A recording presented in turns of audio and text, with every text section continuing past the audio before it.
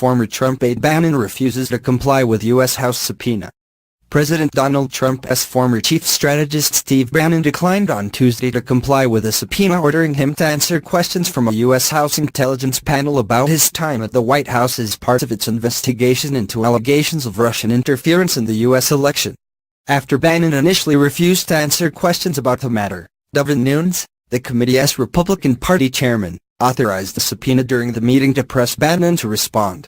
Even then, Bannon refused to answer questions after his lawyer had conferred with the White House and was told again to refuse to answer questions about the transition period immediately after Trump was elected, or Bannon's time in the administration, according to Representative Adam Schiff, the top Democrat on the committee. Separately, the New York Times reported that Bannon had been subpoenaed by special counsel Robert Mueller to testify before a grand jury in a probe of alleged ties between Russia and Trump's 2016 presidential campaign, on Tuesday. It was the first time Mueller is known to have used a subpoena against a member of Trump's inner circle, the Times said. It cited a person with direct knowledge of the matter. A spokesman for Mueller's office declined comment. Bill Burke, a lawyer for Bannon, could not immediately be reached for comment on the subpoena or his testimony before the House panel. The reported subpoena of Bannon does not mean he is a target of Mueller's criminal investigation. Bannon, a champion of Trump's America First agenda, was among the Republicans' closest aides during the 2016 election campaign, the presidential transition and his first months in office. But the pair had a bitter public falling out over comments Bannon made to author Michael Wolff for his recent book Fire and Fury, Inside the Trump White House. In the book, Bannon is quoted as describing a June 2016 meeting between Trump associates, including the president's son Donald Trump Jr., his son-in-law, Jared Kushner, and a Russian lawyer, as treasonous and unpatriotic. Russia has denied meddling in the election and Trump has denied any collusion between his campaign and Moscow.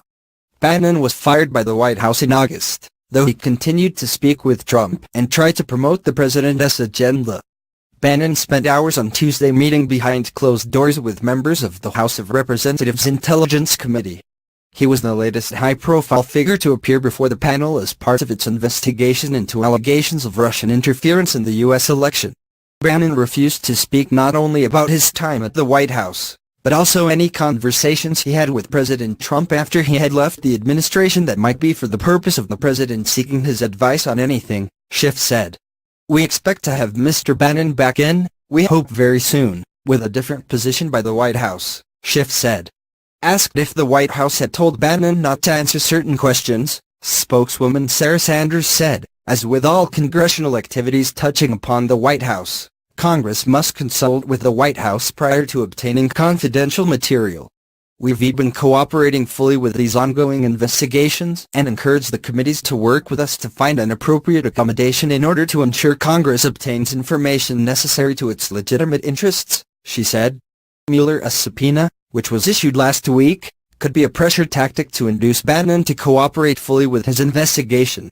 Attorney Renata Mariotti, a former federal prosecutor, said the most likely reason for a Mueller subpoena of Bannon was that he thought having an attorney present and giving Bannon a more relaxed setting would not yield the same testimony as if he got him in the grand jury room with no attorney there and a more adversarial style of questioning. A witness is not permitted to bring an attorney into a federal grand jury proceeding, but can step outside to consult with counsel.